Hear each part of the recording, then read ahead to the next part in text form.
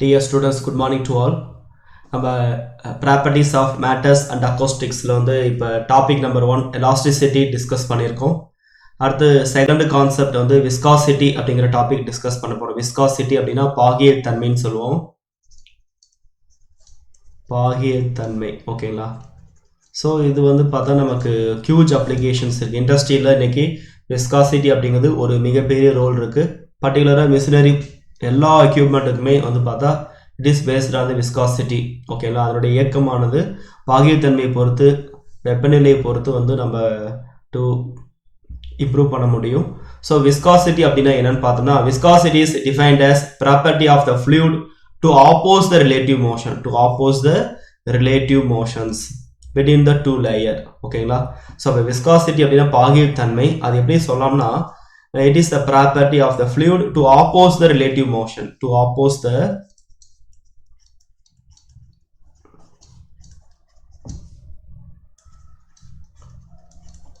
relative motion, to oppose the relative motion. இது மிக முக்கியமான பாயிண்ட், ஓகேங்களா? நம்ம கோஎஃபிஷியன்ட் ஆஃப் விஸ்காசிட்டி எப்படி நம்ம டிஸ்கஸ் பண்ணலாம்னா, இப்போ நீர்ம ஏடுகள் நம்ம எடுத்துக்கிறோம். கீழே வந்து பார்த்தா நம்ம ஒரு ஃபிக்ஸ்டு லேயர் கொடுத்துருக்கோம். அடுத்து ஏங்கிற ஒரு லேயர், பிங்கிற ஒரு லேயர். ஸோ இதோட வெலாசிட்டி வின்னு கொடுத்துருக்கோம், இதோட வெலாசிட்டி v + dvன்னு சொல்லியிருக்கோம். இது இந்த டைரக்ஷனில் நமக்கு நீர்ம ஏடுகள் இந்த டைரக்ஷன் மூவ் ஆகுது. இந்த ரெண்டு நீர்ம ஏடுகளுக்கு குறுக்க வந்து ஒரு விசை இருக்கும், பாகியல் விசை இருக்கும். அது வந்து நமக்கு ஆப்போசிட் டைரக்ஷனில் இருக்கும், ஓகேங்களா? ஸோ இந்த கான்செப்ட் இது +2 புக்லேயே இருக்குது, பார்த்தவங்களுக்கு தெரியும். ஸோ இந்த கான்செப்டை பேஸ் பண்ணி நம்ம கோஎஃபிஷியன்ட் ஆஃப் விஸ்காசிட்டி டெரிவ் பண்ணலாம். ஸோ ஃபைனலாக நம்ம கன்க்ளூஷன் பண்ணலாம், ஓகேங்களா? ஸோ இப்போ விஸ்காசிட்டி அப்படின்னா என்ன? To oppose the relative motion, to oppose the relative motion. நமக்கு கண்டிப்பாக டிஆர்பி கேட்கலாம். இதுக்கு பேர் பாகியல் தன்மைன்னு சொல்ல முடியும். இப்போ தண்ணி நம்ம ஊற்றும் போது எப்படி போகுதுன்னு பாருங்கள். இதே வந்து ஏதாவது ஒரு ஆயில் கீழே ஊற்றும் போது எப்படி போகுதுன்னு பாருங்கள். இப்போ இது ரெண்டுக்குமே நம்ம டிஃப்ரெண்ட் தெரியும். ஃப்ளோ ஆஃப் த லிக்விட், அந்த நீர்மத்தினுடைய ஓட்டம் வந்து நம்ம எப்படி இருக்குன்னு தெரியும். ஸோ இப்போ வந்து தண்ணி வந்து கொஞ்சம் வேகமாக போகும், ஆயில் கொஞ்சம் மெதுவாக போகும்.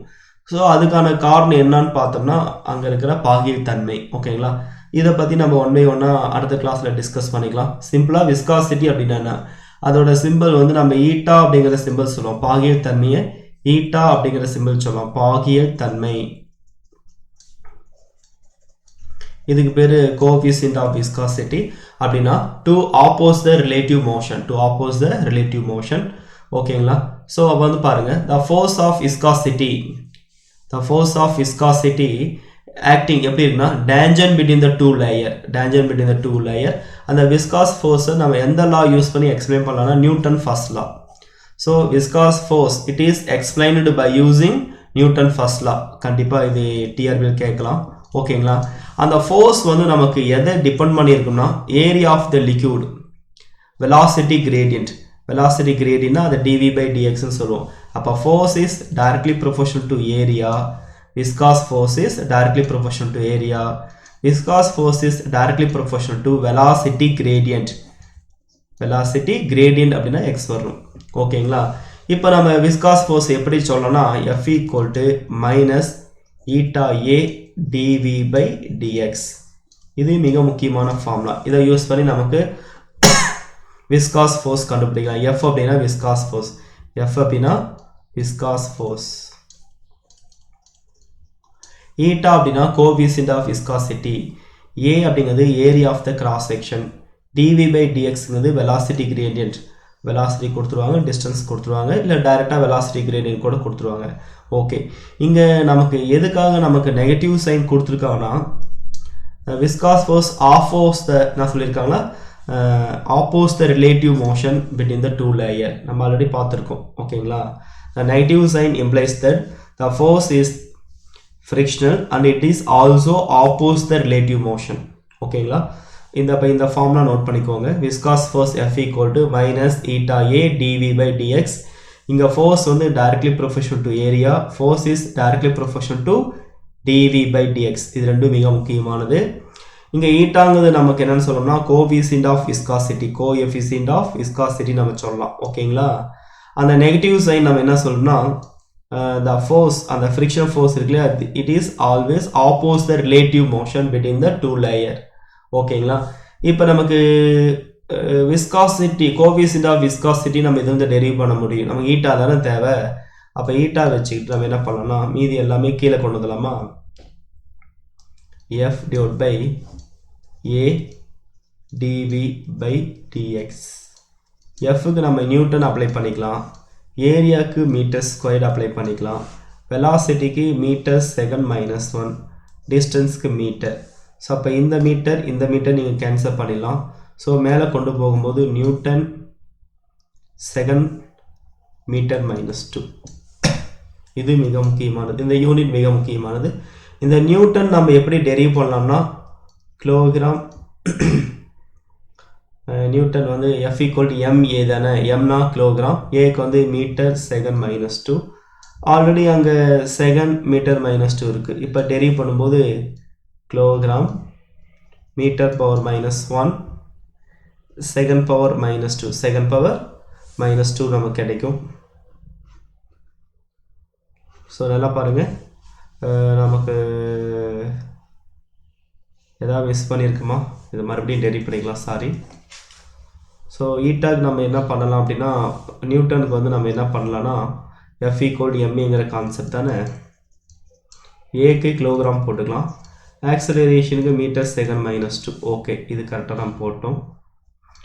ஏரியாவுக்கு மீட்டர் ஸ்கொயர், வெலாசிட்டிக்கு மீட்டர் செகண்ட் மைனஸ் 1, இங்கே ஒரு மீட்டர். அப்போ மீட்டர் அடிச்சிட்டோம், மீட்டர் அடிச்சிடலாம். அப்போ இங்கே ஒரு மீட்டர் இங்கே ஒரு அடிச்சிடலாம். மேலே வரும்போது kilogram metre power minus 1. So செகண்டும் அடிக்கும்போது செகண்ட் பவர் மைனஸ் 1 இருக்கும். ஓகேங்களா, அப்போ இது கரெக்ட், இதை ஃபாலோ பண்ணிக்கோங்க. அப்போ வந்து நமக்கு யூனிட் நம்ம என்ன சொல்லலாம், நியூட்டன் செகண்ட் மீட்டர் மைனஸ் 2, இது ஒரு யூனிட். கிலோகிராமில் சொல்கிற மாதிரி தான், kilogram metre power minus 1 second power minus 1. So இதோட டைமென்ஷன் மிக முக்கியமானது, M L power minus 1 T power minus 1. இதெல்லாம் coefficient of viscosity unit and dimension. கண்டிப்பாக டிஆர்பியில் கேட்பாங்க, இந்த கரெக்டாக பார்த்துக்கோங்க. அப்போ இதெல்லாம் டிஆர்பியில் கேட்கலாம்னா viscous force F = -eta dV by dx கேட்கலாம். விஸ்காஸ் ஃபோர்ஸ் எதை டிபெண்ட் பண்ணியிருக்குன்னா area of the cross section, அதே மாதிரி வெலாசிட்டி கிரேடியன்ட் டிபெண்ட் பண்ணியிருக்கு. இது முக்கியம். 2 யூனிட்டை பார்த்துக்கோங்க, டைமென்ஷன் பார்த்துக்கோங்க. இதெல்லாம் பேசிக்கான விஸ்காசிட்டியோட பேசிக்கான கான்செப்ட். அடுத்து மிக முக்கியமாக வந்து நமக்கு இங்கே ஃபோர்ஸை பற்றி நம்ம படிக்கணும். விஸ்காஸ் ஃபோர்ஸ்க்கு முன்னாடி ஃபோர்ஸ் அப்படின்னா என்ன, கொகசிவ் ஃபோர்ஸ் அப்படின்னா என்ன, அட்ஹெசிவ் ஃபோர்ஸ் அப்படின்னா என்ன. ஸோ கொகசிவ் ஃபோர்ஸ்னா it is the force of attraction same material. ஓகேங்களா, அதுதான் மிக முக்கியமானது. It is attractive force same சப்ஸ்டன்ஸில் இருக்கும், அதுதான் நம்ம கொகசிவ் ஃபோர்ஸ் சொல்லுவோம். எக்ஸாம்பிளுக்கு சாலிட் எடுத்துக்கிறோம், அதுக்கு ஒரு டெஃபினைட் சேஃப் அண்ட் சைஸ் இருக்குது. Due to strong force of cohesive among their molecules. அப்போ நம்ம சாலிட் மெட்டீரியல் எடுத்துட்டோம்னா அந்த மாலிகூல்ஸ்க்கு பிட்வீனில் ஸ்ட்ராங் அட்ராக்டிவ் ஃபோர்ஸ் இருக்கும். அப்போ நிறையா கொகசிவ் ஃபோர்ஸ் இருக்கிறனால தான் அதோட சேஃப் அண்ட் சைஸ் எப்படி இருக்குது டெஃபினைட்டாக நம்ம சொல்ல முடியுது. ஸோ இந்த எக்ஸாம்பிள் எடுத்துக்கலாம். அட்ஹெசிவ் ஃபோர்ஸ் அப்படின்னா என்ன, AD. அட்ஹெசிவ் ஃபோர்ஸ் அப்படின்னாவே நமக்கு எப்படி இருக்கும்னா நம்ம எடுத்துக்கிறதே வந்து பார்த்தா different substance. It is the force of attraction between the molecule different. AD இதுலேயும் நான் வச்சுக்கலாம், ADனா டிஃப்ரெண்ட். அப்போ அட்ஹெசிவ் ஃபோர்ஸ்னாவே டிஃப்ரெண்ட் மெட்டீரியல் நம்ம எடுத்துக்கணும். எக்ஸாம்பிளுக்கு பார்த்தீங்கன்னா நம்ம இங்க் எடுத்துக்கலாம், பேப்பர், இதுக்கு பிட்வீனில் இருக்க அட்ராக்டிவ் ஃபோர்ஸ். வாட்டர் எடுத்துக்கலாம், கிளாஸ் எடுத்துக்கலாம். வாட்டர் வந்து வெட் ஆகுதில்ல, கிளாஸில் ஒட்டிக்குதில்ல, இல்லாமல் சொல்லிக்கலாம்.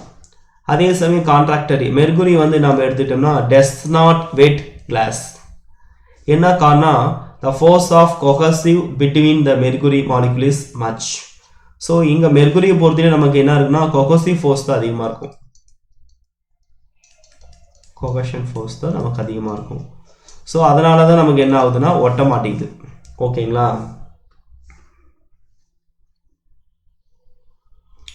ஓகே, இதெல்லாம் தெளிவாக பார்த்துக்கோங்க. இப்போ கொஹசிவ் ஃபோர்ஸ் அப்படின்னா நமக்கு கொஹசிவ் ஃபோர்ஸ் அப்படின்னாவே நமக்கு சேம் சப்ஸ்டன்ஸ். எக்ஸாம்பிளுக்கு வந்து நம்ம சொல்கிறது வந்து என்னன்னா சாலிட் மெட்டீரியல் எடுத்துக்கலாம்.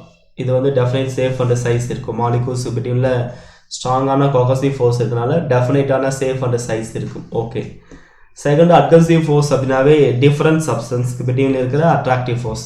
One of the good example, ink and paper. Water வந்து கிளாஸ்ல வந்து ஒட்டிக்குது இல்லையா, அது வச்சுக்கலாம். அதே சமயம் மெர்குரி வந்து கிளாஸ்ல வந்து வெட்டாக மாட்டேங்குது. என்ன காரணம்னா அங்கே வந்து கொஹசிவ் ஃபோர்ஸ் தான் நமக்கு அதிகமாக இருக்குது, அட்ஹசிவ் ஃபோர்ஸ் வந்து நம்ம கம்மியாக இருக்கும். ஸோ வந்து வெரி லெஸ். அதனால தான் நமக்கு என்ன ஆகுது, வெட்டாகலை. இது மாதிரி ஒரு கொஸ்டின், ஒய் எதனால் வெட்டாகலைன்னா காரணம் இங்கே வந்து வெரி வீக் அட்ஹசிவ் ஃபோர்ஸ் வந்து பார்த்தா வீக்காக இருக்குது. ஓகே, இது வந்து கான்செப்ட் நம்பர் 2 வச்சுக்கோங்க. அடுத்தது நமக்கு விஸ்காசிட்டி அப்படிங்கிற கான்செப்டை ஸ்டோக் லா யூஸ் பண்ணி எக்ஸ்பிளைன் பண்ணலாம். Stokes law. According to the Stokes law, the backward viscose force acting on the small spherical body of the radius r moving with the uniform velocity through the fluid. ஒரு class, பெரிய லென்த்தாக இருக்க கிளாஸில் வந்து நிறைய water fill பண்ணிக்கிறோம். மேலேருந்து ஒரு ஸ்பியர் பால், கிளாஸ் அல்லது ஏதாவது ஒரு ஸ்டீல் பால், எக்கு கூட எடுத்துக்கலாம். மேலேருந்து போடும், சின்ன பாலாக இருக்கணும், ரொம்ப குட்டியாக இருக்கணும். அப்போ மிளகு சைஸ் இருந்தால் கூட ஓகே. அது போடும்போது மேலேருந்து கீழே வரும். அப்போ கீழ் நோக்கி வரதுக்கு காரணம் கிராவிடேஷன் ஃபோர்ஸ். அதுக்கு எகைனாக நமக்கு மேல் நோக்கி விசை இருக்கும். இங்கே விஸ்காஸ் ஃபோர்ஸ் நமக்கு எப்படி இருக்கும், கீழ் நோக்கி வர விசைக்கு எதிராக தான் நமக்கு விஸ்காஸ் ஃபோர்ஸ் இருக்கும். ஆப்போஸ் த ரிலேட்டிவ் மோஷன் தான் நம்ம சொல்லியிருப்போம். சரி, okay. So final derivative, Stokes லாவோட ஃபைனல் டெரிவேட்டிவ்ஸ் நமக்கு மிக முக்கியமானது. The force, viscous force F = 6/eta/rv. இங்கே F அப்படிங்கிறது விஸ்காஸ் ஃபோர்ஸ், ஈட்டா அப்படிங்கிறது கோஎஃபிஷியன்ட் ஆஃப் விஸ்காசிட்டி, ஆறுங்கிறது நம்ம அந்த பால் எடுத்துக்கிறோம்ல அதோட ரேடியஸ், அந்த ஸ்பெரிக்கல் பாலோட ரேடியஸ், விங்கிறது நமக்கு யூனிஃபார்ம் வெலாசிட்டி. ஓகேங்களா? அப்போ viscose force directly proportional to radius, viscose force is directly proportional to uniform velocity. So கண்டிப்பாக இது நமக்கு டிஆர்பி கேட்பாங்க. ஸோ இது நம்ம டெரிவ் பண்ணுறதுக்கு வந்து பார்த்தா derivation of Stokes law. Viscous force acting on the sphere moving through the fluid. ஓகேங்களா? அந்த நீர்மத்தில் வந்து ஃப்ளூயிடில் ஃப்ளோ ஆகும்போது எதெல்லாம் டிபெண்ட் பண்ணியிருக்கும்னா coefficient of viscosity, radius and velocity. நம்ம பார்த்தோம் இல்லையா, F = 6/eta/rvன்னு பார்த்தோம். The viscous force is directly proportional to eta. Viscous force is directly proportional to radius of the spherical body. அதே மாதிரி viscous force is directly proportional to velocity of the body. இதெல்லாம் மிக முக்கியமானது. அப்போ எதை டிபெண்ட் பண்ணியிருக்கும், எதை depend பண்ணாதோ அப்படின்னு கேட்டோன்னா இந்த ஃபார்முலாவில் இருக்க இந்த கண்டென்ட்டை மட்டும் தான் டிபெண்ட் பண்ணியிருக்கும். ஸோ ரிமைனிங்லாம் நீங்கள் இண்டிபெண்டன்ட் அப்படின்னு சொல்லிடலாம். ஓகேங்களா? இதெல்லாம் மிக முக்கியமானது. அடுத்த condition under which Stoke law is valid. ஓகேங்களா? இது மிக முக்கியமானது. எப்போ ஸ்டோக் லா வேலிடுன்னு நம்ம சொல்ல முடியும்னா, நம்ம எடுத்துக்கிற ஃப்ளூயிட் இருக்கு இல்லையா, through which the body move infinite extension. So அந்த நம்ம எப்படி இருக்கும், நம்ம எடுத்துக்கிற அந்த கிளாஸ் டியூப் வந்து ரொம்ப லென்த்தாக இருக்கணும், 1 மீட்டர் லென்த்தாவது இருக்கணும். ஓகேங்களா? ஸோ அந்த அளவு நம்ம இன்ஃபைனைட் எக்ஸ்டென்ஷன் இருக்கணும், நம்ம தூரம் அந்த ஸ்பெரிக்கல் பாடி ட்ராவல் பண்ணுற மாதிரி இருக்கணும். அப்போ இன்ஃபைனைட் எக்ஸ்டென்ஷன். நம்ம எடுத்துகிற அந்த பால் இருக்கு இல்லையா, அது பர்ஃபெக்ட் ரிஜிட் அண்டு ஸ்மூத்தாக இருக்கணும். பர்ஃபெக்ட் ரிஜிட் அண்டு ஸ்மூத்தாக இருக்கணும். இது மிக முக்கியமானது. அந்த கோள வடிவ பந்தானது பர்ஃபெக்ட் ரிஜிட், முழுமையான திண்ம பொருளாக இருக்கணும். இதே வந்து செமியாக இருந்தால் என்ன ஆகணும், அதில் வந்து என்ன ஆகணும், கரைஞ்சிடக்கூடாது. இப்போ களிமண் பால்லாம் எடுத்துகிட்டு என்ன ஆயிரும், உள்ளே போடும்போது கொஞ்சம் தூரத்துலேயே என்ன ஆயிரும், கரைஞ்சிரும். ஸோ அது மாதிரி இல்லாமல் நல்லா திண்ம பொருளாக இருக்கணும். பர்ஃபெக்ட் ரிஜிட், நம்ம ஸ்மூத்தாக இருக்கணும். இல்லைன்னா அங்கே வந்து ஃப்ரிக்ஷனல் ஃபோர்ஸ் அதிகமாக இருக்கும். நம்ம கோஎஃபிஷியன்ட் ஆஃப் விஸ்காசிட்டி வந்து ஒரு க்ளீனாக நம்ம சொல்ல முடியாது. அப்போ ஸ்மூத்தாக இருக்கணும். இது செகண்ட் கண்டிஷன். அதேமாதிரி there is no slip between body and fluid. அதாவது தேர் இஸ் நோ ஸ்லீப்னா ஃப்ரிக்ஷன் எதுவும் இருக்கக்கூடாது, அழகாக ஃப்ரீயாக மூவ் ஆகணும். இதே பால் வந்து சொரன்னு என்ன ஆகும், அங்கே வந்து ஸ்லீப் இருக்கும். அது மாதிரி எங்கே தங்கு தடையின்றி அந்த பால் என்ன ஆகும், மேலேருந்து கீழே வர மாதிரி இருக்கணும் flow. The motion of the body does not gives rise to turbulent motion. கண்டிப்பாக டர்புலண்டாக இருக்கக்கூடாது. எப்படி இருக்கணும், ஸ்ட்ரீம் லைன், சீரான இயக்கமாக இருக்கணும். Stream line. நம்ம வந்து ஃப்ளோ ஆஃப் லிக்விட் மொத்தம் 2 டைப்ஸ் இருக்குது. ஒன்று ஸ்டெடி ஃப்ளோ, இன்னொன்று வந்து அன்ஸ்டெடி ஃப்ளோ. இந்த ஸ்டெடி ஃப்ளோ தான் நம்ம என்னன்னு சொல்லணும்னா ஸ்ட்ரீம்லைன் ஃப்ளோ, அதாவது சீரான வரிசை இயக்கம். அதே அன்ஸ்டெடி ஃப்ளோ நம்ம என்னன்னு சொல்லலாம் அப்படின்னு பார்த்தா அதுக்கு பேர் டர்புலன்ட் ஃப்ளோ, சுழற்சி இயக்கம். ஸோ அப்போ இங்கே வந்து மோஷன் ஆஃப் த ஃப்ளூயிட் அது எப்படி இருக்கும், நமக்கு டர்புலண்டாக இருக்கக்கூடாது, ஸ்ட்ரீம்லைனாக இருக்கணும், சீரான வரிசை இயக்கமாக இருக்கணும். அதே மாதிரி நம்ம அந்த எடுத்துகிற பால் வந்து ஸ்மால் சைஸ் இருக்கணும். அந்த பால் வந்து பார்த்தா ஒரு மெழுகு சைஸ் தான் இருக்கணும், ஸ்மால் சைஸ் தான் இருக்கணும், அது மிக முக்கியமானது. அடுத்து நம்ம எடுத்துக்கிற மீடியம் வந்து ஹோமோஜெனியஸாக இருக்கணும். ஹோமோஜெனியஸ் மீடியம், ஒரே ஒரு மீடியமாக இருக்கணும். இப்போ வாட்டர்னா பிரச்சனை இல்லை. இப்போ ஆயில் அப்படின்னா 2-3 ஆயிலும் நீங்கள் மிக்ஸ் பண்ணிடக்கூடாது. இதெல்லாம் லிமிட்டேஷன். ஓகேங்களா? ஸ்டோக்ஸ் லாக்கு வந்து என்னென்ன லிமிட்டேஷன் சொல்லலாம்னா, நம்ம ஃப்ளூயிடோட ஃப்ளோ வந்து இன்ஃபைனைட் எக்ஸ்டென்ஷன் இருக்கணும். எடுத்துக்கிற அந்த ஸ்பியர் வந்து பர்ஃபெக்ட் ரிஜிட் அண்ட் ஸ்மூத்தாக இருக்கணும். ஃப்ரிக்ஷன் ஃபோர்ஸ் இருக்கக்கூடாது. டர்புலண்ட் ஃப்ளோ இருக்கக்கூடாது, ஸ்ட்ரீம்லைன் ஃப்ளோ தான் இருக்கணும். அந்த ஸ்பெரிக்கல் பாடி வந்து ஸ்மால் சைஸாக இருக்கணும். நம்ம எடுத்துக்கிற மீடியம் ஹோமோஜெனியஸ் மீடியம். ஒரு 4 ஆப்ஷன் கொடுத்து இதில் எது கண்டிஷன் இல்லை எது கண்டிஷன் இல்லைன்னா, ஸோ இந்த எபோவ் கண்டிஷன் நம்ம தெளிவாக தெரிஞ்சாதான், இதெல்லாம் ஃபாலோ பண்ணாதான் Stokes law valid. Otherwise Stokes law is not valid. இதுவும் மிக முக்கியமான கொஸ்டின்ஸ். இதை பேஸ் பண்ணி நமக்கு கொஸ்டின்ஸ் கேட்கலாம். ஓகேங்களா? அடுத்து ஸ்டோக்ஸ் லாவோட அப்ளிகேஷன்ஸ். நம்ம ஸ்டோக்ஸ் லா நம்ம எங்கெல்லாம் யூஸ் பண்ணுறோம்? ஓகேங்களா? Stokes performed many experiments the motion of the small spherical bodies different fluid. ஓகேங்களா? So we conclude the viscous force acting on the spherical body. அது எதை டிபெண்ட் பண்ணிருக்கோம்னா ரேடியஸை டிபெண்ட் பண்ணியிருக்கோம் டைரெக்டாக. நம்ம தான் ஆல்ரெடி இது பார்த்துருக்கோம் இல்லையா, F = 6/η பார்த்தோம்.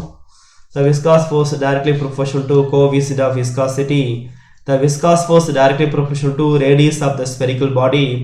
Viscosity directly proportional to velocity of the body. இதெல்லாம் நம்ம ஆல்ரெடி பார்த்துருக்கோம். ஸோ இதெல்லாம் TRB exam point of view மிக முக்கியமானது. நீங்கள் இந்த ஸ்டோக்ஸ் ஃபார்ம்லாம் மட்டும் தெளிவாக பார்த்துக்கணும். இந்த பாடத்தில் வர மிக முக்கியமான ஃபார்ம்லாம் நமக்கு இதுதான். இப்போ எக்ஸாம்பிளுக்கு one of the good application வந்து பார்த்தா நமக்கு ரெயின் ட்ராப் எடுத்துக்கிறோம்.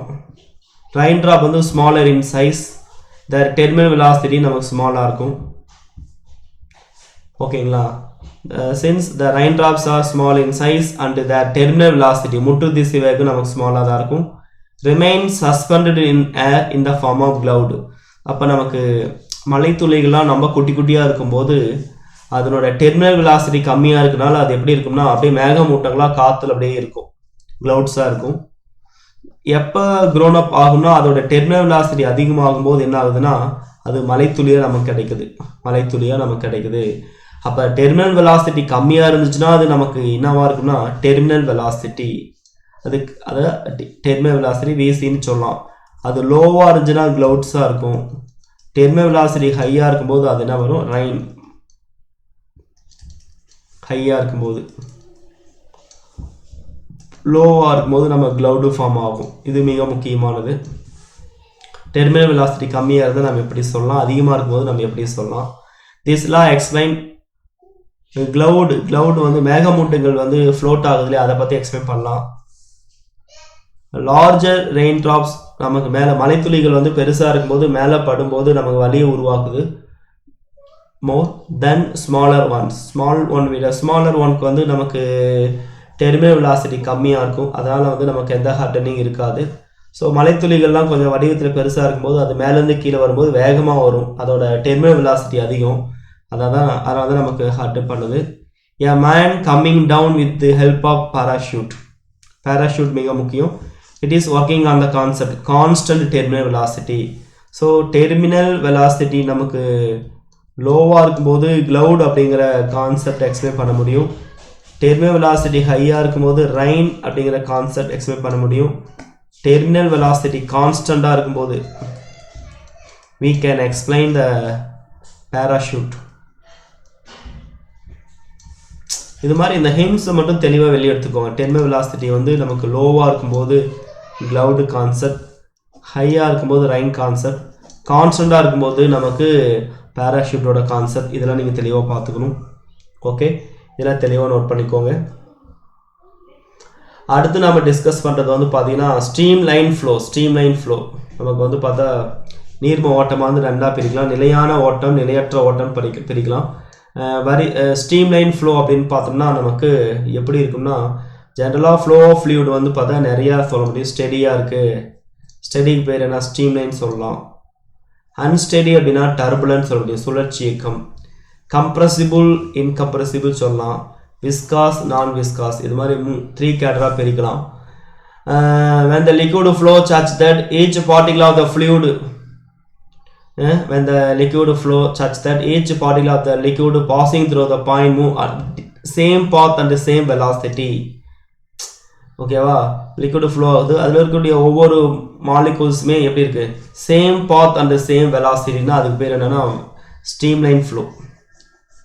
நீர்ம ஓட்டத்தில் மூலக்கூறுகள் எல்லாமே ஒரே மாதிரியாக இருக்குது, ஒரே மாதிரியே போகுது, ஒரே மாதிரியான வெலாசிட்டியில் போகுது, அதுக்கு பேர் வரிசையர் இயக்கம், அதுக்கு பேர் தான் ஸ்ட்ரீம்லைன் ஃப்ளோ. அந்த வரிசையர் இயக்கத்துக்கு பேர் ஸ்டெடி அல்லது லேமிலார் ஃப்ளோன்னு சொல்லலாம். ஓகேங்களா, ஸோ வந்து நம்ம ஸ்ட்ரீம்லைன் ஃப்ளோன்னு சொல்லலாம், ஸ்டெடி ஃப்ளோன்னு சொல்லலாம், லேமிலார் ஃப்ளோன்னு சொல்லலாம்.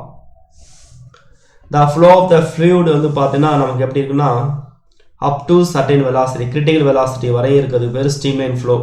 அந்த கிரிட்டிக்கல் வெலாசிட்டிக்கு மேலே இருந்தால் அதுக்கு பேர் turbulent flow மாறிடும். This mean the steady flow can be achieved at low flow speed below the critical speed. Below the critical speed, critical speed விட கம்மியாக இருந்தால் அதுக்கு பேர் steady flow அல்லது streamline flow அல்லது laminar flowன்னு சொல்லலாம். இதெல்லாம் மிக முக்கியமான கொஸ்டின்ஸ். ஓகே, அடுத்து turbulent flow அப்படின்னா என்ன? turbulent அப்படின்னா சுழற்சி இயக்கம். turbulent அப்படின்னா அதுக்கு பேர் சுழற்சி இயக்கம்.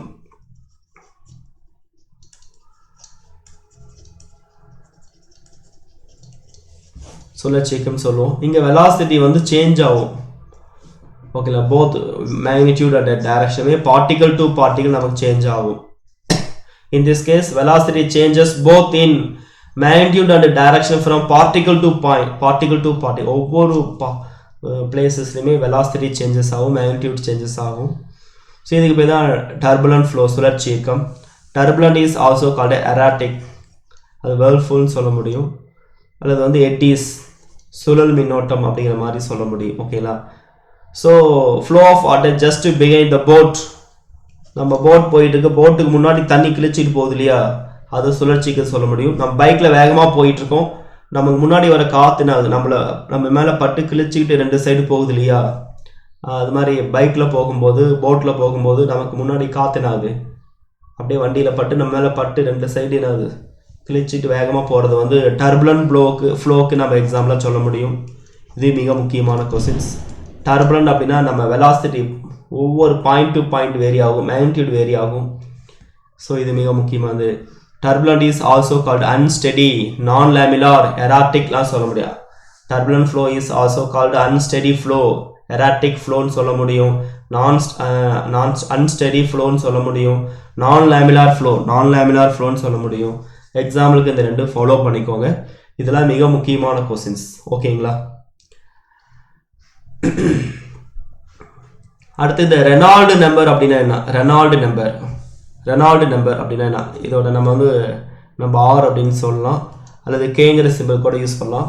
த flow of the fluid become ஸ்டெடியா அல்லது அன்ஸ்டெடியா அப்படின்னு நம்ம சொல்றதுக்காக யூஸ் பண்ணுறது Reynold number. Osborne Reynold formulated an equation to find out nature of flow, யாரு?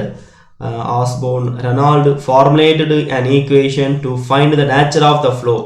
இது வந்து வரிசையர் இயக்கமா சுழற்சி இயக்கமா? ஸ்ட்ரீம்லைன் அப்படின்னா வரிசையர் இயக்கம், டர்புலன்ட் அப்படின்னா சுழற்சி இயக்கம். அப்போ நீர்மத்தினுடைய ஓட்டம் வரிசையர் ஓட்டமா இருக்கா அல்லது சுழற்சி இயக்கமா இருக்கா அப்படின்னு ரெனால்டு நம்பர்ஸ் நம்ம யூஸ் பண்ணி கிளாசிஃபிகேஷன் பண்ண முடியும். ரெனால்டு நம்பர்ஸ் மிக முக்கியமானது.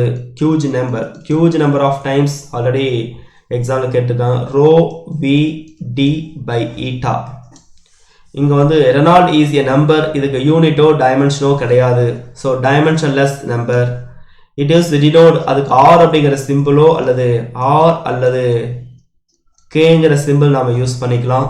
ஓகேங்களா, இது மிக முக்கியமானது. ரோ அப்படிங்கிறது டென்சிட்டி, விங்கிறது வெலாசிட்டி, டிங்கிறது நாம் எடுத்துக்கிற அந்த பைப் இருக்கு இல்லையா, பைப்போட டயாமீட்டர்.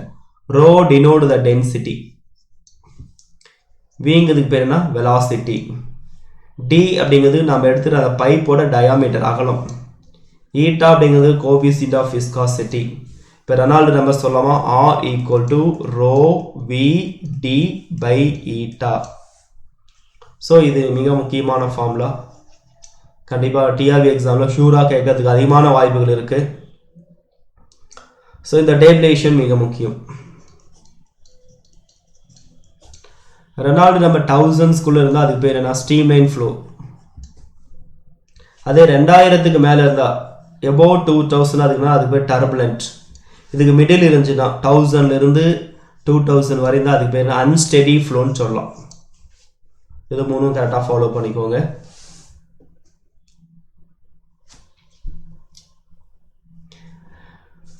அடுத்து என்ன சொல்லணும்னா Reynold number is the critical variable which decide whether flow of the fluid through அந்த சிலிண்ட்ரிக்கல் பைப் ஸ்ட்ரீம்லைன் வரிசையில் இயக்கமாக இருக்கா அல்லது டர்புலண்ட் சுழற்சி இயக்கமாக சொல்ல முடியும். The law of similarity play a very important role in the technological application. Shape கப்பலினுடைய வடிவம் தீர்மானிக்கிறதுல இந்த ரெனால்டு நம்பர்ஸ் ஒரு முக்கியமான பங்குல இருக்கு. ஷேப் ஆஃப் த ஷிப் இது மிக முக்கியமானது. ஓகேவா, இதெல்லாம் தெளிவாக பார்த்துக்கோங்க. அடுத்து நம்ம டிஸ்கஸ் பண்ணுறது வந்து பார்த்தா டெர்மினல் வெலாசிட்டி. டெர்மினல் வெலாசிட்டி அப்படின்னா அதுக்கு பேர் முற்று திசைவேகம் சொல்லுவாங்க.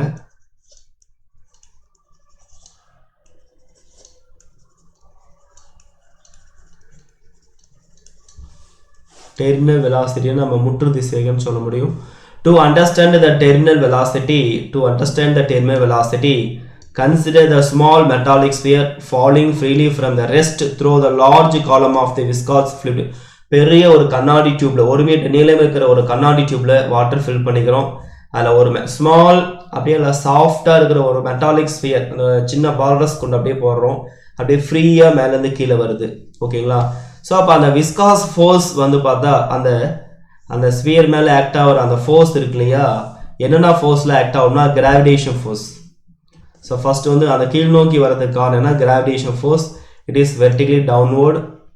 அதற்கு சமமான ஒரு மேல் நோக்கி விசை இருக்கும், அப்த்ரஸ்ட் யூ டியூ டு மேல் நோக்கி விசை. ஓகேங்களா. லாஸ்ட்டாக வந்து பார்த்தீங்கன்னா எப்பயுமே வந்து பார்த்தா இங்கே பாகியல் விசை அப்படிங்கிறது அந்த நீர்மத்தினுடைய ஓட்டத்துக்கு எப்படி இருக்கும், எதிர் திசையில் இருக்கும். ஓகேங்களா. விஸ்காஸ் ஃபோர்ஸ் எப்படி இருக்கும், மேல் நோக்கி இருக்கும். ஸோ இந்த 3 விசைகள் நமக்கு தெளிவாக தெரியணும். Viscous force always act in the direction opposite to the motion of the sphere.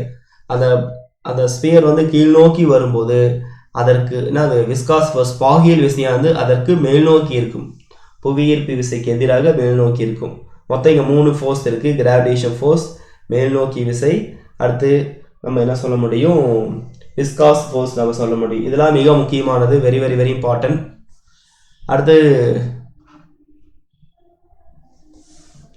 Maximum constant velocity occurred by the body when falling freely through the viscous medium. ஓகேங்களா. So the terminal velocity is also called as maximum constant velocity. Maximum constant velocity is called as terminal velocity. என்ன சொல்லலாம், terminal velocity ன்னு சொல்ல முடியும். அதை v suffix t ல சொல்லலாம். So இதுதான் மிக முக்கியமானது. ஸோ வந்து டெர்மினல் வெலாசிட்டி, முற்று திசைவேகம் அப்படின்னா என்ன, பெரும மாறாத திசைவேகம் தான் நம்ம முற்று திசைவேகம் சொல்ல முடியும். ஸோ இது மிக முக்கியமான கொஸ்டின்ஸ். ஓகேங்களா. இப்போ அந்த டெர்மினல் வெலாசிட்டி கால்குலேஷன்ஸை நம்ம ஒன் பை ஒன்னாக டிஸ்கஸ் பண்ணலாம். ஸோ நம்ம டெர்மினல் வெலாசிட்டி கால்குலேஷன்ஸ்க்கு என்ன பண்ணியிருக்கோம்னா, இது மாதிரி ஒரு கிளாஸ் நம்ம எடுத்துக்கிட்டோம், பெரிய கிளாஸ் வெசல் எடுத்துக்கிட்டோம். ஓகேங்களா. கன்சிடர் அந்த ஸ்பியரோட ரேடியஸ் வந்து 6 எடுத்துருக்கோம். இது வந்து ஹை விஸ்காஸ் லிக்யூட், அதோட விஸ்காசிட்டி வந்து நம்ம ஈட்டான்னு எடுத்துக்கிறோம். ஓகேங்களா. So density of the material நம்ம எடுத்துகிட்டு அந்த ஸ்பியரோட டென்சிட்டி வந்து நம்ம ரோன்னு எடுத்துக்கிறோம். லிக்யூடோட டென்சிட்டி வந்து நமக்கு சிக்மா, ஃப்ளூயிடோட டென்சிட்டி வந்து சிக்மா. ஓகேங்களா. இப்போ வந்து நம்ம வந்து அந்த ஃப்ளோ ஆஃப் த ஸ்பியர், அந்த மெட்டாலிக் ஸ்பியர் வந்து அப்படியே கீழ் நோக்கி வரும்போது அங்கே நமக்கு என்ன இருக்கும்னா புவியீர்ப்பு விசை செயல்படும். அப்போ gravitation force acting on the sphere, கீழ் நோக்கி விசை, F = mg. ஸ்பியரோட வால்யூம் 4/3 πr³ அப்படிங்கிறனால நம்ம என்ன சொல்கிறோம்னா அதுக்கு 4/3 πr³ எடுத்துக்கிறோம். டென்சிட்டி, அந்த ஸ்பியரோட டென்சிட்டி வந்து g, அப்போ வந்து the gravitational force acting on the sphere it is called a downward force. அதோட வேல்யூ நமக்கு வந்து பார்த்தா மிக முக்கியமான இது மட்டுமே தனியாக டிஆர்பியில் கேட்கலாம். ஸோ கிராவிடேஷன் ஃபோர்ஸ் வந்து பார்த்தா 4/3 pi r cube rho and g. ஓகேங்களா.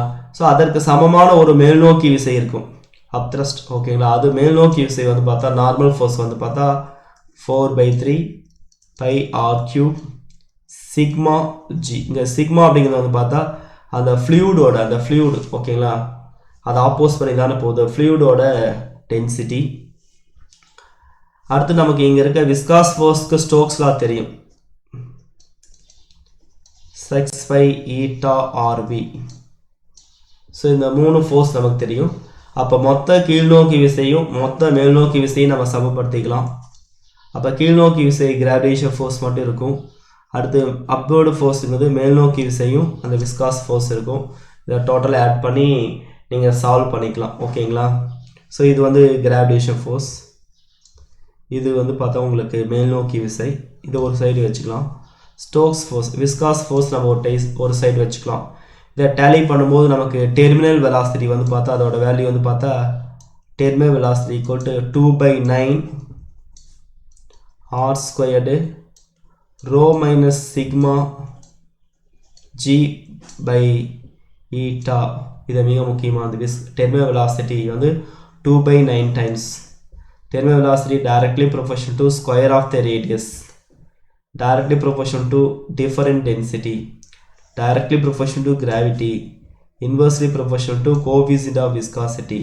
இங்கே மிக முக்கியமானது terminal velocity directly proportional to radius of the sphere.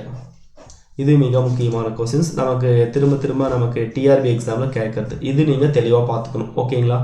So சொல்லாமா terminal velocity என்னன்னா 2/9 r squared rho minus sigma g by eta. இங்க ரோங்கிறது ஸ்பியரோட டென்சிட்டி, சிக்மாங்கிறது ஃப்ளூயிடோட டென்சிட்டி.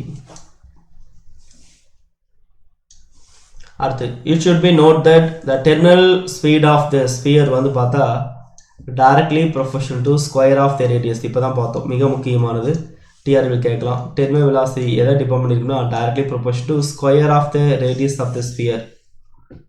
அடுத்து மிக முக்கியமானது if sigma is greater than rho, ரோங்கிறது ஸ்பியரோட டென்சிட்டி, சிக்மாங்கிறது அந்த ஃப்ளூயிடோட டென்சிட்டி. ஸ்பியரை விட அந்த ஃப்ளூயிட் இருக்கு இல்லையா அதோட டென்சிட்டி அதிகமாக இருந்துச்சுன்னா நமக்கு வந்து அந்த வெலாசிட்டி வந்து நெகட்டிவ் டெர்மினல் வெலாசிட்டின்னு சொல்லும். முற்று திசைவேகத்தோட மதிப்பு நெகட்டிவாக இருக்கும். அந்த ஸ்பியரோட டென்சிட்டி தான் அதிகமாக இருக்கணும். ஆனால் ஸ்பியரோட டென்சிட்டி கம்மியாக இருந்து நாம் யூஸ் பண்ணுற ஃப்ளூயிடோட டென்சிட்டி அதிகமாக இருந்துச்சுன்னா நமக்கு டெர்மினல் வெலாசிட்டியோட வேல்யூ நெகட்டிவாக இருக்கும். தட்ஸ் ஒய் ஏர் பபுள்ஸ் வந்து வருது. இப்போ தண்ணியில் வந்து பால் போடும்போது அது அழகாக மெதுவாக போயிடும், ஏர் பபுள்ஸ் வராதுன்னு வச்சுக்கோங்க. இதே டென்சிட்டி அதிகமாக இருக்க ஃப்ளூயிடு நம்ம எடுத்துக்கலாம். அதில் அந்த பால் போடும்போது பால் கீழ் நோக்கி போகும்போது மேலே பபுள்ஸ் டப்னு ஏர் பபுள்ஸ் வரும். அது காரணம் என்னன்னு பார்த்தா அதோட ஃப்ளூயிடோட டென்சிட்டி வந்து அதிகமாக இருக்குன்னு சொல்லலாம். இல்லை அங்கே டெர்மினல் வெலாசிட்டி எப்படி இருக்கு நெகட்டிவாக இருக்கு. This is also reason for cloud in the sky to move the upward direction. மேகமூட்டங்கள்லாம் மேல் நோக்கி போகிறதுக்கு காரணம் நமக்கு இதுதான். ஓகேங்களா. காரணம் negative terminal velocity, that why cloud to move in the upward direction. ஓகேங்களா. அங்கே வந்து எதிர் முற்று திசைவேகம் இருக்கின்ற காரணத்தினால்தான் என்ன திசைவேகம் எதிர் முற்று திசைவேகம் இருக்கின்ற காரணத்தினால்தான் மேகமூட்டங்கள்லாம் மேல் நோக்கி நமக்கு பறந்துட்டு இருக்கு. ஓகேங்களா. இதுவும் நமக்கு வந்து பார்த்தா டிஆர்பியில் கேட்கலாம். ஏன் மேகமூட்டங்கள்லாம் மேல் நோக்கி போகுதுன்னு கேட்டால் அங்கே வந்து டெர்மினல் வெலாசிட்டியோட வேல்யூ நெகட்டிவ். ஓகேங்களா. ஸோ இது மிக முக்கியமான விஷயம்.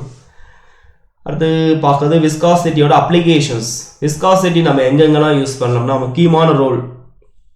த oil is used as lubricant for heavy machinery parts should have the high viscous coefficient. So நம்ம சோப் ஆயிலாம் யூஸ் பண்ணுறோம் இல்லையா அதுக்கெல்லாம் வந்து ஹை விஸ்காஸ் கோஎஃபிஷியன்ட் இருக்குது. அதனால தானே அதை லூப்ரிகண்ட்டாக யூஸ் பண்ணுறோம். ஓகேங்களா. சோப்பு தூள் ஆயிலுக்கெல்லாம் வந்து பார்த்தா சோப் ஆயிலுக்கெல்லாம் வந்து பார்த்தா விஸ்காசிட்டி அதிகமாக இருக்கிறனால தான் நம்ம என்ன பண்ணுறோம் லூபிரிகன் தான் யூஸ் பண்ணுறோம். ஜென்ரலாக வந்து டெம்பரேச்சரும் விஸ்காசிட்டியும் இன்வர்ஸில் இருக்கும். டெம்பரேச்சரும் நமக்கு விஸ்காசிட்டியும் இன்வர்ஸில் இருக்கும். ஓகேங்களா? ஸோ டெம்பரேச்சர் நமக்கு அதிகமாகும் போது விஸ்காசிட்டி டிகிரீஸ் ஆயிரும். இப்போ இன்கேஸ் நமக்கு ஃபீவர் அப்படின்னு பார்த்துக்கோங்க. இப்போ என்ன ஆகுனா ஃபீவர் அப்படிங்கும்போது டெம்பரேச்சர் அதிகமாகிடும். டெம்பரேச்சர் அதிகமாகும் போது பார்த்தா விஸ்காசிட்டி வந்து நம்ம கம்மியாகுது. அதனால தான் வந்து பார்த்தா பிளட் சர்க்குலேஷன்லாம் ரொம்ப ஸ்லோவாக இருக்கும். ஹார்ட்டோட பம்பிங் ஆக்ஷன்லாம் வந்து வச்சாவே டப்புன்னு வேகமாக சவுண்டு கேட்கும். காரணம் பிளட் சர்க்குலேஷன் கம்மியாகுது. அது ஈஸியாக நம்ம கண்டுபிடிச்சலாம். பிளட் சர்க்குலேஷன் கம்மியாகனால அந்த பிளட்டோட மறுமுறை சவுண்டு, ஹார்ட்டோட பம்பிங் ஆக்ஷன், லேப்டாப் இதெல்லாமே வந்து வேறு டிஃப்ரெண்ட்டாக கேட்கும். பயங்கர எக்கோவாக இருக்கும். காரணம் என்னாகுது? அந்த ஸ்பீட் இல்லாமல் இருக்கிறது தான். ஓகே, அப்போ temperature is inversely proportional to viscosity. மிக முக்கியமான கொஸ்டின்ஸ் இது. டிஆர்பி தேர்வில் கேட்க அதிகமான வாய்ப்புகள் இருக்குது. விஸ்காசிட்டி கம்மியாக இருக்கிறது வந்து நம்ம எங்கே யூஸ் பண்ணலாம்? கார் இன்ஜினில் நமக்கு ஆயிலாக யூஸ் பண்ணலாம். அதே விஸ்காசிட்டி அதிகமாக இருந்துச்சுன்னா நம்ம பிரேக்கிங் ஆயிலாக யூஸ் பண்ணலாம்.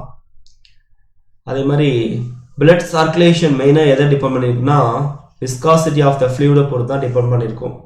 அது இல்லாமல் மில்லிகன் கூட என்ன பண்ணியிருக்கேன்னா விஸ்காசிட்டி அப்படிங்கிற அதை பற்றி Millikan conducted the oil drop experiment to determine the charge of electron. He used the knowledge of viscosity, பாகித்தன்மை அப்படிங்கிற அந்த அறிவை பயன்படுத்தி தான் எலக்ட்ரானோட சார்ஜை கண்டுபிடிச்சாரு. ஸோ மில்லிகனும் விஸ்காசிட்டி பற்றி தெளிவாக தெரிஞ்சு வச்சிருக்கிறாரு. ஸோ இது மாதிரி லோ விஸ்காசிட்டி நம்ம எங்கே யூஸ் பண்ணுறோம், ஹை விஸ்காஸ் ப்ராடக்ட் எல்லாமே எங்கே யூஸ் பண்ணுறோம், விஸ்காசிட்டி டெம்பரேச்சரை எப்படி டிபெண்ட் பண்ணியிருக்கோம், இது மாதிரிலாம் மிக முக்கியமானது. ஸோ விஸ்காசிட்டி வந்து பார்த்தா inversely proportional to temperature. Already ask TRP question. Viscosity கம்மியாக இருக்குது நம்ம கார் இன்ஜினில் வந்து கிரீஸாக யூஸ் பண்ணலாம். அதே விஸ்காசிட்டி அதிகமாக இருக்குது ஹைட்ராலிக் பிரேக்கில் பிரேக் ஆயிலாக யூஸ் பண்ணலாம். ஓகேங்களா? It is also important role in the blood circulation and also Millikan oil drop method. இதெல்லாம் மிக முக்கியமானது. அடுத்து நமக்கு பாய்ஸ்யூல் ஈக்குவேஷன் யூஸ் பண்ணியும் நம்ம விஸ்காசிட்டி, இதுக்கு முன்னாடி ஸ்டோக்ஸ் மெத்தடில் நம்ம விஸ்காசிட்டி டிஸ்கஸ் பண்ணோம். அடுத்து செகண்ட் கான்செப்ட் பாய்ஸ்யூல் ஈக்குவேஷன். இந்த பாய்ஸ்யூல் ஈக்குவேஷன் யூஸ் பண்ணியும் நம்ம விஸ்காசிட்டி பற்றி சொல்ல முடியும். Poiseuille analyse the steady of flow of the liquid. ஓகேங்களா? அந்த கேப்லாரிட்டி டியூப்னா நுண்புலை அப்படி நம்ம மெலிஸாக இருக்கும். ரீஃபில் எப்படி அப்படியே அழகாக இருக்குது, அதுக்குள்ளே மெலிஸா ஹோல்ஸ் இருக்குது. நுண்புலை குழாய் கேப்லாரிட்டி டியூப்னா.